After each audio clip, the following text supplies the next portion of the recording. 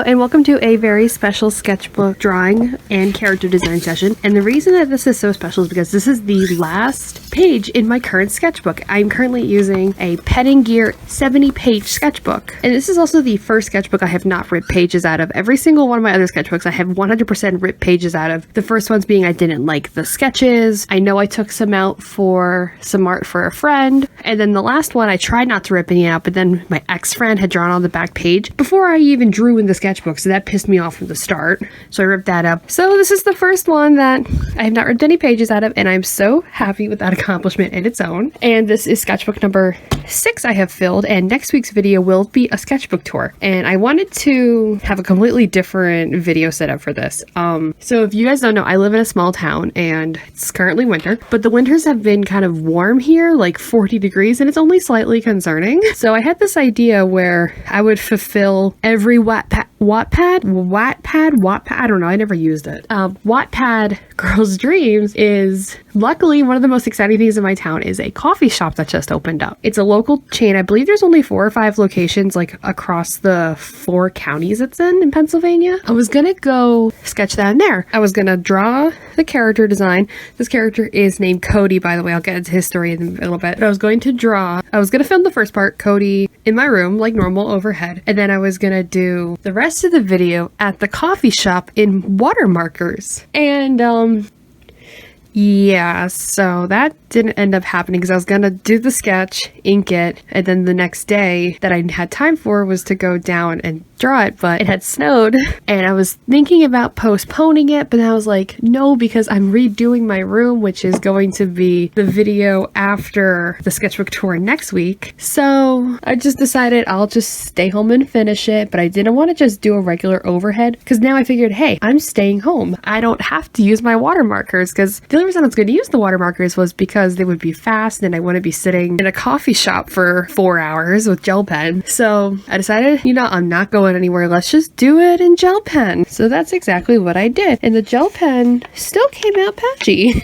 Like, I knew it was going to be patchy anyway, but it's the football that's really just annoying me, but you'll get to that later. So yeah, I decided that, like I said, I was going to do the gel pen, but I also decided that I was going to draw this upstairs. So in the summer, one of my favorite things to do is just to take my sketchbook, go out onto the back porch, and then just sit and draw. Well, either when I came back from a walk or, you know, just something. But I don't have the table, and also it was snowing outside. So I set up my tripod, my mini one, on my mom's kitchen table, and it was luckily at a decent enough angle because the paper was small enough, and I just sat there and drew all day, colored it in. And you know, it didn't feel weird really recording anything like in front of my family. Like, it did for a little bit, but then I was like, you know what, screw it. Everybody in my family knows that I'm a YouTuber, so oh well. I just don't record voiceovers in front of them because that's weird to me. But they know I like to draw, so they just kind of were like, all right, whatever. And I really like the way this whole thing came out, except for football in the background. I had used my Sakura glaze pen because I figured it's a brown that doesn't match his skin or his hair, and I like the color. And then all of a sudden it just decided to start being really, really patchy, even though the glaze pens have like a watery texture like the souffle pens. But for some reason, this one was going down really thin, like thinner than normal. I haven't used it in a while, so I think that had something to do with it, but I was all pissed off about it anyway. But onto the character.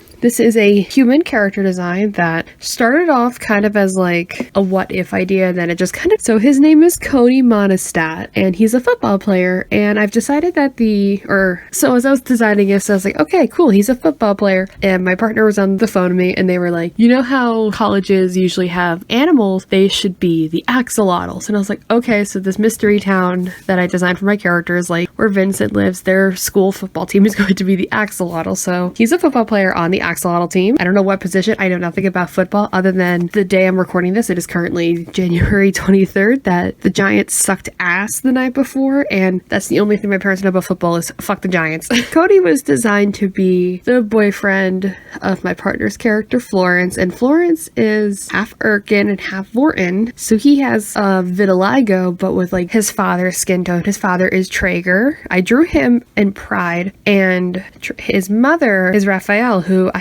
don't haven't drawn her on my channel in a long time. I drew her and Trigger together years ago in watercolor with like these roses on the side, and that was one of my favorite things. I'm not gonna pull it back up because that's old art. Ew. So that's their kid. So I wanted it to be a thing that Florence's human disguise also has vitiligo, and he bonded with Cody because Cody has vitiligo, and was it really just an excuse for me to give a kid, I say a kid, he's like 18, like a single white stripe down the back of his head in his hair and heterochromia? Absolutely. And I also like the color block with the purple, pink, and turquoise with touches of yellow, and I thought the gray sweatpants would be funny. The bright shoes, now that I'm looking at it, kind of remind me of rosy maple moths, but that's okay. And then the background is kind of like a deconstructed football field. I pulled up a reference picture off of Google, like of vector art. I was like, yeah, it's close enough. But I really like how he came out, and I'm definitely going to be drawing him with Florence at some point in my new sketchbook, which if you were on my Instagram poll, you would have voted on my new sketchbook. I'm going to be showing it off in next week's video, but spoilers, it is the mushroom aesthetic cottagecore sketchbook that was designed by Bailey J. The only thing is that I can't sticker bomb the outside, so I'm going to have to sticker bomb the inside, but that's absolutely fine with me.